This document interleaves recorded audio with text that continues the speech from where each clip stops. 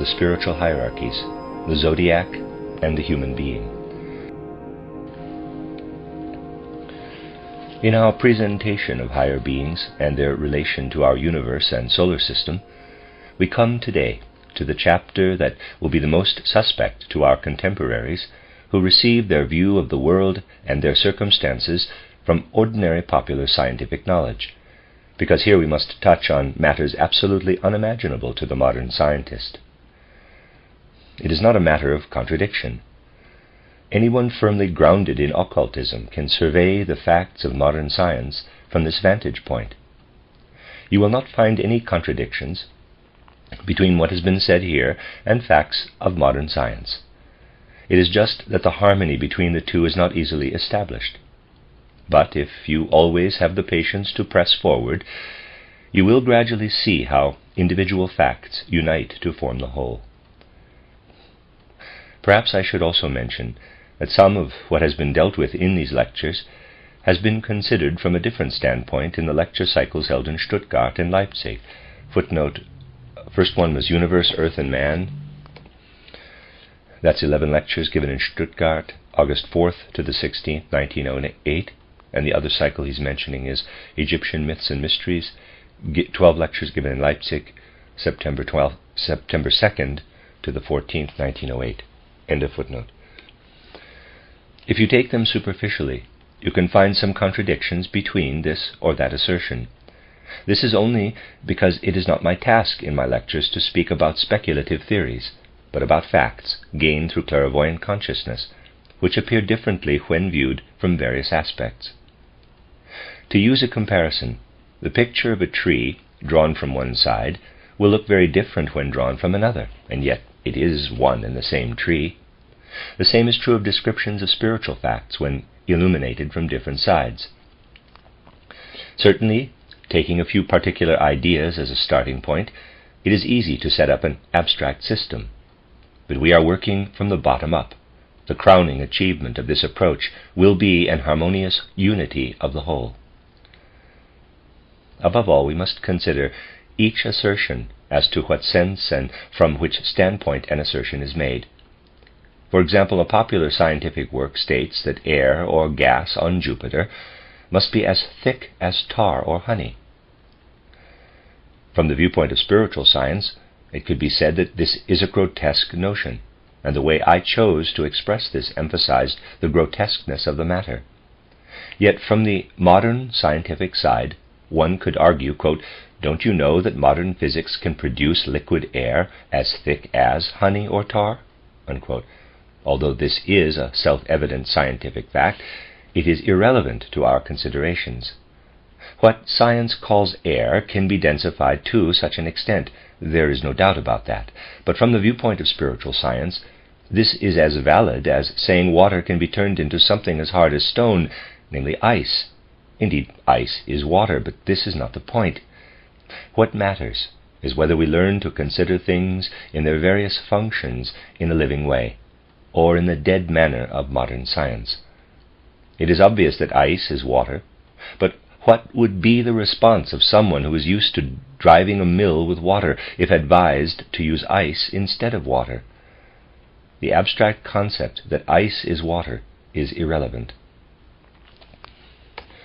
What matters is that we come to understand the universe in its dynamic activity. This requires perspectives very different from abstract notions of a purely material metamorphosis related to density. We could no more breathe air as thick as honey or tar than drive a water mill with ice.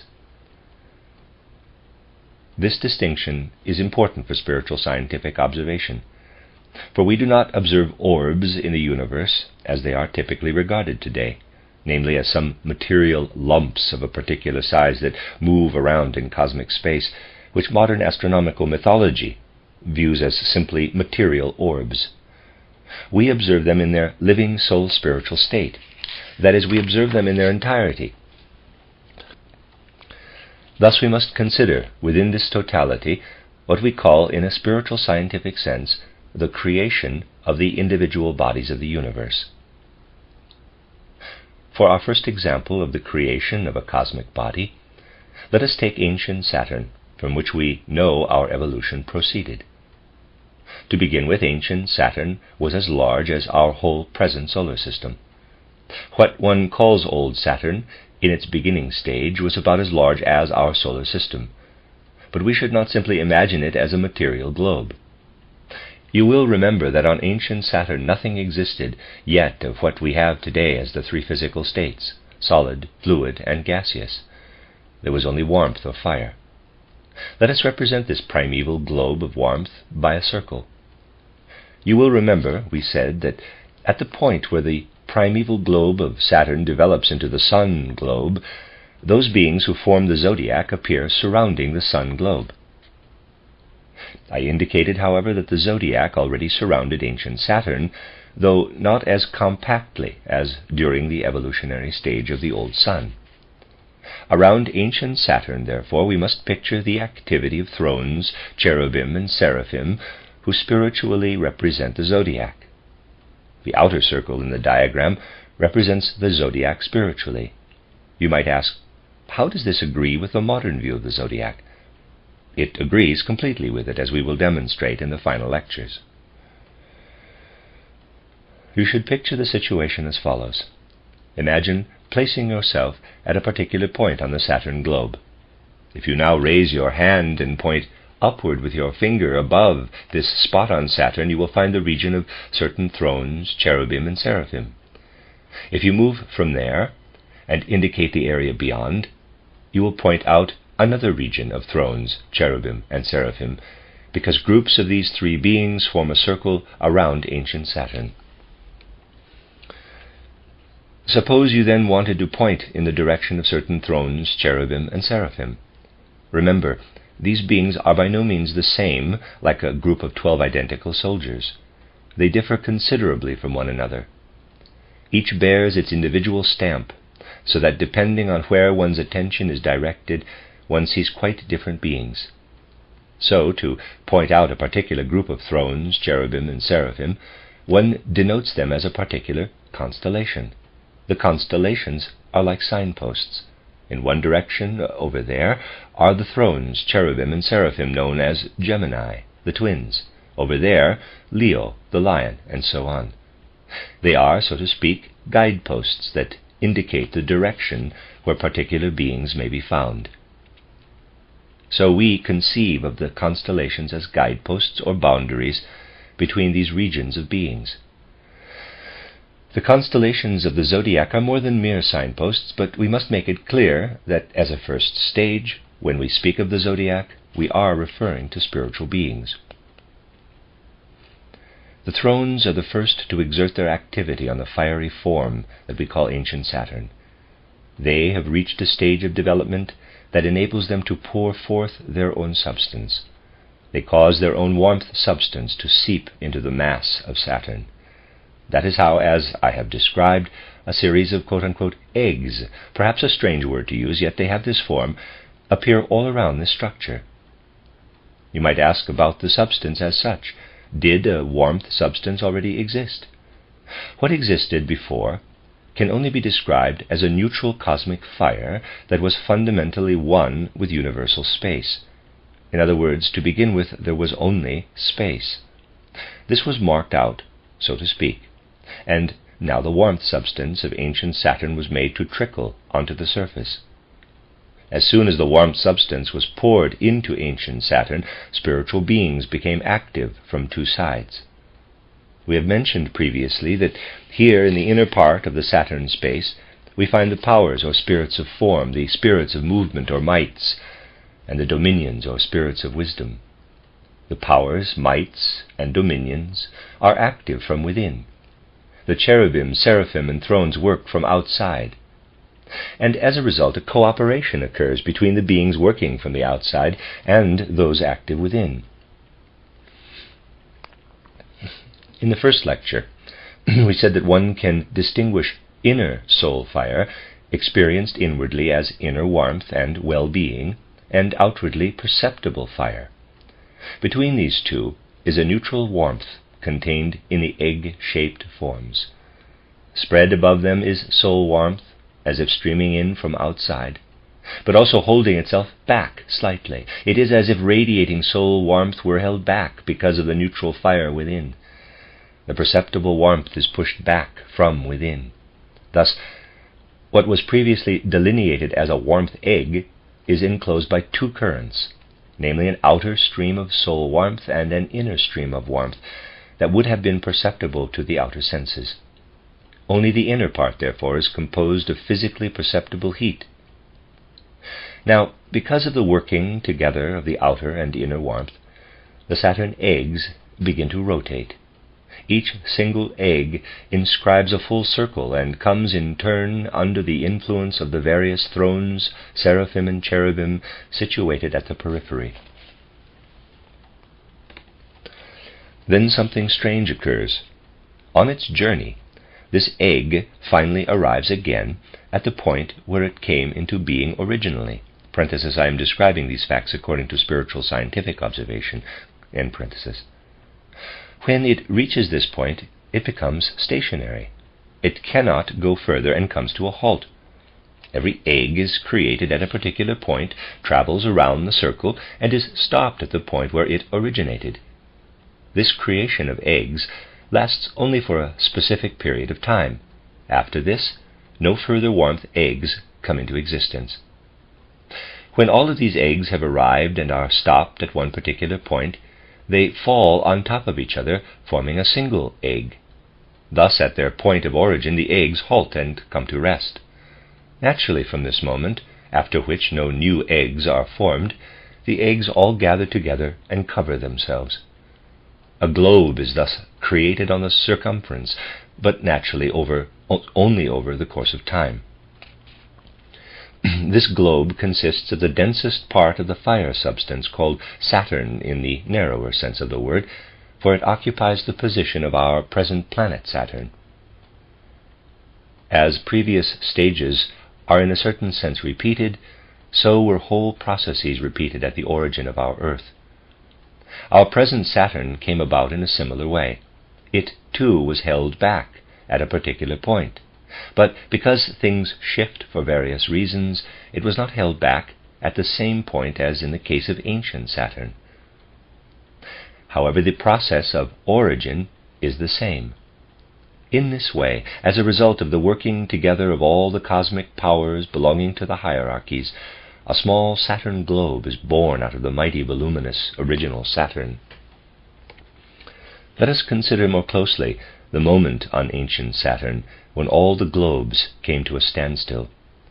The sages of primeval wisdom spoke of this moment as follows.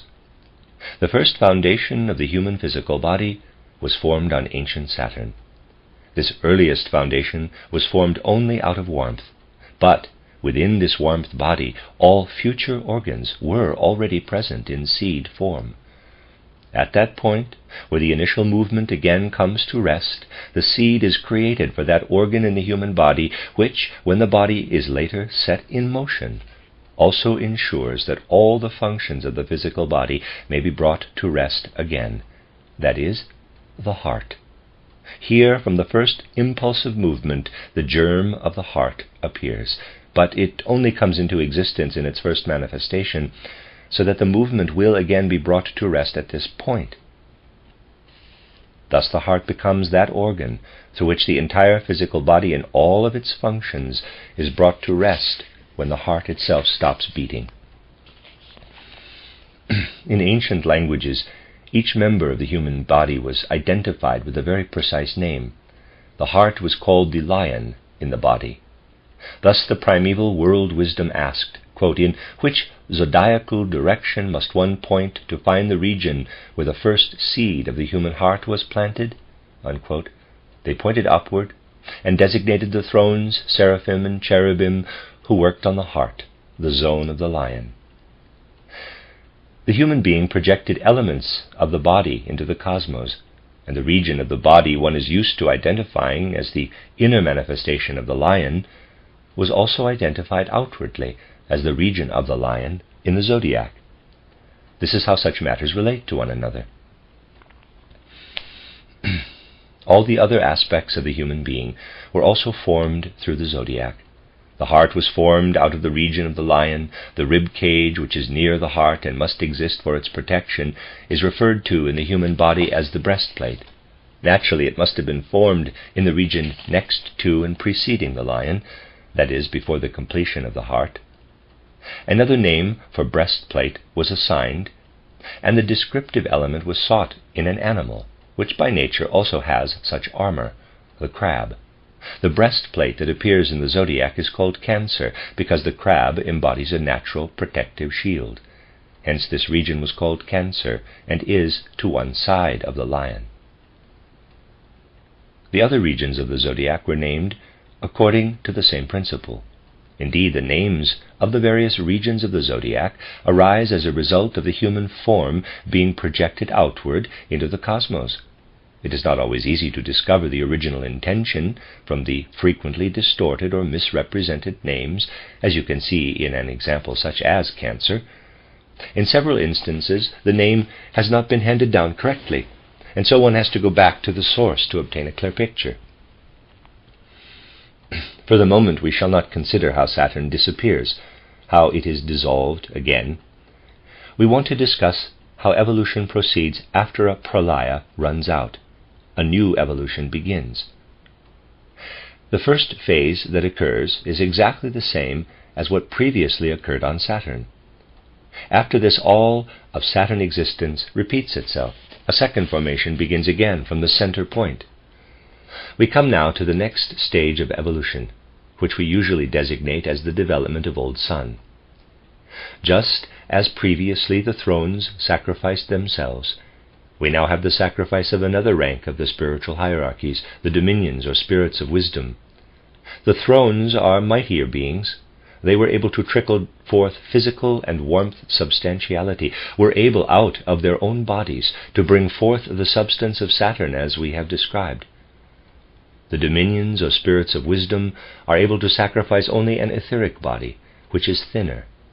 The human being already possessed the foundations of a physical body. To this, the dominions or spirits of wisdom now added an etheric body. This happened in a second circumference, as it were. I draw here a second circumference. This represents the original size of the old sun, shrunk in comparison to the former larger circumference. In this process of contracting, it has also become more dense. As a result, the possibility arises that inside the old sun there is not only warmth substance, but densified warmth substance, a gaseous, airy substance. Now, out of the periphery, the beings previously mentioned, the thrones, together with the dominions, begin to work, and within the circumference of the sun, only the powers and the mights, or the spirits of form and the spirits of movement, remain. The other beings work from the periphery inward. The following now occurs in a way similar to what occurred on ancient Saturn. Certain currents form, which were created by the spirits at the periphery, the thrones, and now work in cooperation with the dominions. As a result, these currents are somewhat denser than those the thrones alone had earlier activated. Inside, this mass contracts, and one globe of mist after another is produced between the activity of the two currents. This globe is different from the Saturn globe, in that Saturn, with all its beings, was composed only of warmth substance, and everything, so to speak, was astir in the space around it. But this globe is permeated by ether, an etheric bodily substance. Although the globe is only as dense as gas, it is interpenetrated by an ether body. As a result, the whole globe is a living being. It is inwardly alive. Saturn was an inwardly dynamic being, full of mobility until it was brought to a standstill by the lion. But this globe that we can call Jupiter is inwardly alive. We can call it Jupiter because the planet Jupiter, as seen in the heavens, is a repetition of a part that split off from the old sun. Thus we have the old sun. The globes around it are circling living globes, grand living beings. Instead of Leo, you must now think of another region of the Zodiac, the region of the eagle, where these globes were originally created. In this region lies the original impulse that led to the creation of the sun globe, this living being in cosmic space. When this living globe has completed its journey along the entire circumference, it returns to the region of the eagle. But now something different happens. Whereas before each globe was infused at this point with life, it is now killed on its return by the same influence that originally called it to life. One globe after another is slain. When all have been killed and no further globes come into being, the existence of the old sun comes to an end. Life consists here of the creation of new globes. When they return to this place, they are killed by cosmic forces. The sting of death inflicted by the cosmos on the life of the old sun was experienced as the, quote, sting of the scorpion, unquote. So, because that region inflicts death, it is called the region of Scorpio. The scorpion. At this position may be seen the constellation of the eagle, which brings dead matter to life, and the constellation that sends forth the forces of death, Scorpio. The forces in the Zodiac that brought to rest primordial life in the physical organization of the human being are in the region of the lion. The forces that have the capacity to destroy life as such are in the region of Scorpio. It remains for us to become acquainted with the context of conditions today, which are, of course, differently constituted, but can only happen gradually. A thick veil or maya has been drawn over the original conditions. Let us proceed. We don't need to consider the next set of circumstances in such a thorough way, because the significance of these relationships and the entire process appears before us. The following, however, must be remembered. Basically, what kind of body is Saturn? It is a warmth body. When you look at Saturn, you would be very wrong if you assumed Saturn to be a body that can be compared with other planets, such as Jupiter or Mars. What exists there is actually no more than an expanse of warmth. You only see it as you do because you can look at it through an expanse of light. You glimpse it through illuminated space. Visualize how an unilluminated object appears when seen through a light-filled space. It would appear bluish. You can observe this in the flame of a candle. The flame appears blue in the middle and is surrounded by a kind of radiance. If you look at darkness through illuminated space, it always appears blue. I am very aware that I am in danger of talking nonsense according to the modern mechanistic school of optics. The fact is, this nonsense is correct. Modern physics does not know why the expanse of the heavens looks blue. It appears blue to you because it is, in fact, dark, black, and you see it through an illuminated space. Darkness seen through the light appears blue. That is why Saturn, when you observe it, also appears as a somewhat bluish cosmic body. Everything said here agrees with the facts of science, but not with the fanciful theories that have been contrived around them. It would lead too far astray if I explained to you, along the same lines, the cause of the rings of Saturn, because with each Saturn one is concerned. Let me read that again. It would lead too far astray if I explained to you, along the same lines, the cause of the rings of Saturn, because with each Saturn one is concerned with 3 layers of warmth: a neutral layer, a layer of soul warmth, and a physically perceptible warmth. When looking at these various layers through an illuminated space, the illusion of a gaseous globe arises, surrounded by a kind of dust ring. We are simply experiencing an optical phenomenon. Saturn is still today a heavenly body consisting only of warmth substance. These things can, of course, be said only in a context such as the current one. Otherwise, one could not understand them. Each Saturn must be addressed while recognizing that it is composed in essence of warmth substance. Everything regarding this Saturn is explained in this context. Every Jupiter, which is nothing more than a stage of solar existence, is a formation composed mainly of gas and warmth. So it is with today's Jupiter, which is a repetition of ancient Jupiter. Of course, the relationships within space and concerning movement change somewhat. The present Jupiter is not at exactly the same position it was earlier, but basically it is. Let us now proceed and elucidate the Mars phenomenon in the same way.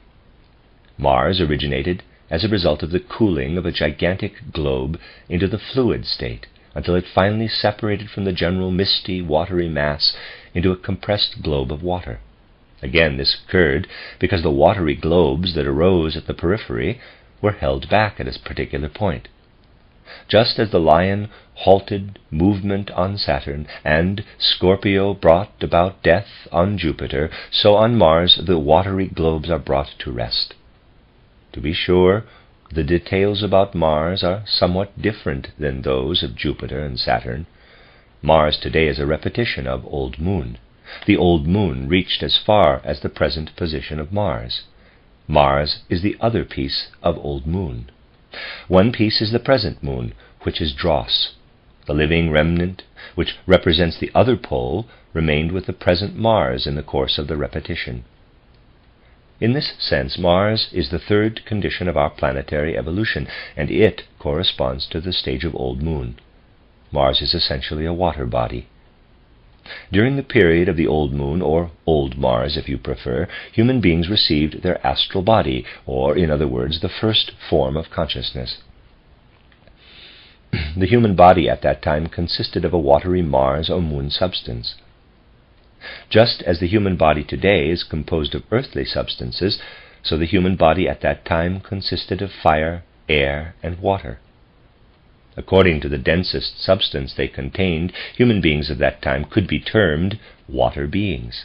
The human being became a water being above all because the astral body had been implanted into the being. This human being was not yet an I being. It was a human being endowed with an astral body.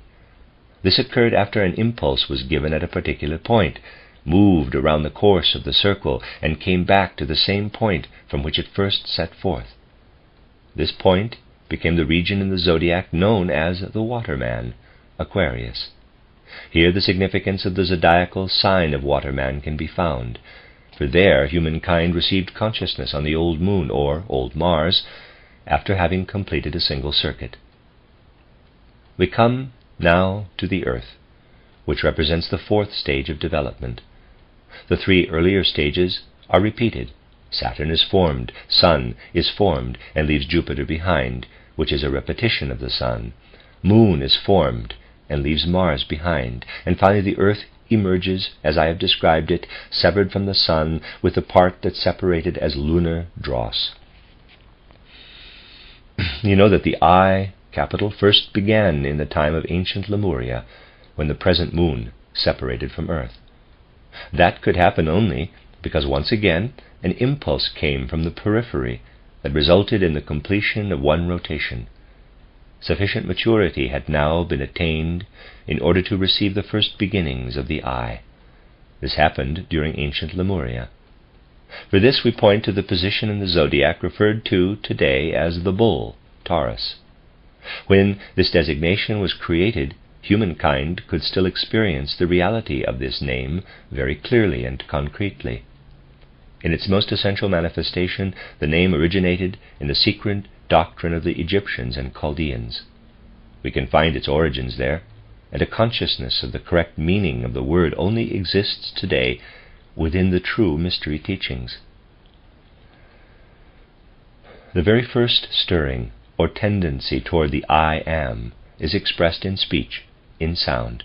All sound formation is connected in a certain way with the forces of procreation.